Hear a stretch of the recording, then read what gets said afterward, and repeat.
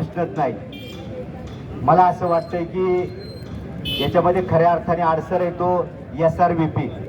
GMRT म्हणजे joint metre radio telescope आणि SRVP म्हणजे सुजय राधाकृष्ण विखे पाटील। डायरेक्ट बोलणं देखील धाडसाचं आहे। आपल्याला खऱ्या अर्थानं रेल्वेला जर विरोध कोणाचा असेल इकडच्या तो विखे पाटलांचा आहे, माझं स्वतःचं मत आहे। नगरमार्गे रेल्वे व्हावी त्याला आमचा विरोध नाही, पण आमचं काढून दुसऱ्याला द्यायला आमचा 100% विरोध आहे। जुन्नरकर त्याला काय विरोध करीत आले तर तो करणार।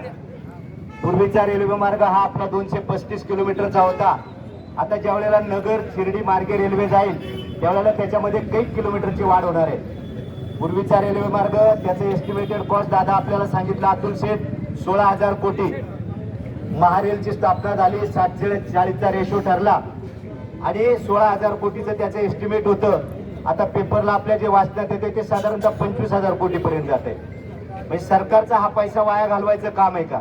दुसरी गोष्ट GMRT आमच्या खोडदकरांनी साधारणतः 600 एकर अत्यंत बागायती जमीन GMRT प्रकल्पाला दिली।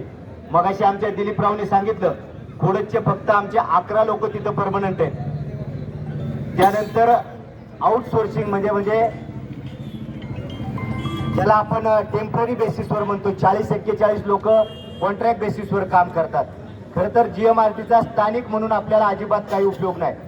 ग्रहताऱ्यांचा अभ्यास करत असताना आमचे दोंदळे साहेब आहेत, परवा त्यांना उतरूनच मला फोन आला होता। त्यावेळेला त्यांना विचारलं, त्यांचं म्हणणं असं आलं, आता आपल्या काहींचं म्हणणं येतं की पश्चिम भागातून शेवटचा अँटेना आहे त्याच्या पुढे 6 किलोमीटर आपला शेवटचा अँटेना कारखान्याच्या जवळ आहे।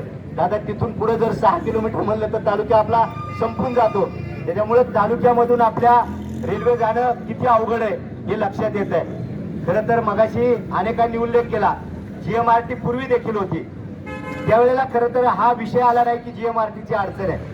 आता हा विषय का निर्माण झालाय तर मगाशी जे म्हणालो काहींच्या राजकीय इच्छा, शिर्डी हे आपल्या सगळ्यांचं साईबाबा आहे, आपल्या सगळ्यांचं दैवत आहे। तिकडनं रेल्वे जावी आपल्याला आनंद आहे, पण आमचा रेल्वे मार्ग न बदलता तिकडनं रेल्वे जाण्यास आमची काही हरकत नाही।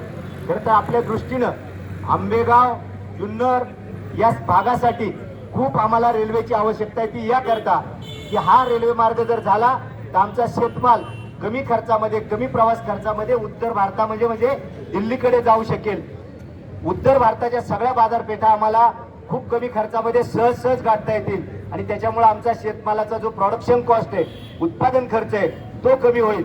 आदरणीय खासदार शिवाजीदादा आढळराव पाटील असताना त्यांच्या अगोदरपासून मला वाटतं 1995 पासून हा रेल्वे मार्ग व्हावा म्हणून तत्कालीन खासदारांपासून हा प्रयत्न सुरू आहे।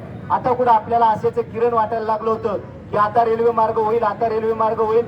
सुरुवातीला काहीतरी वेगळं निघालं, नंतर महारेल सारखा एक प्रोजेक्ट सरकारची कंपनी स्थापन झाली, त्याच्यात रेशो ठरला।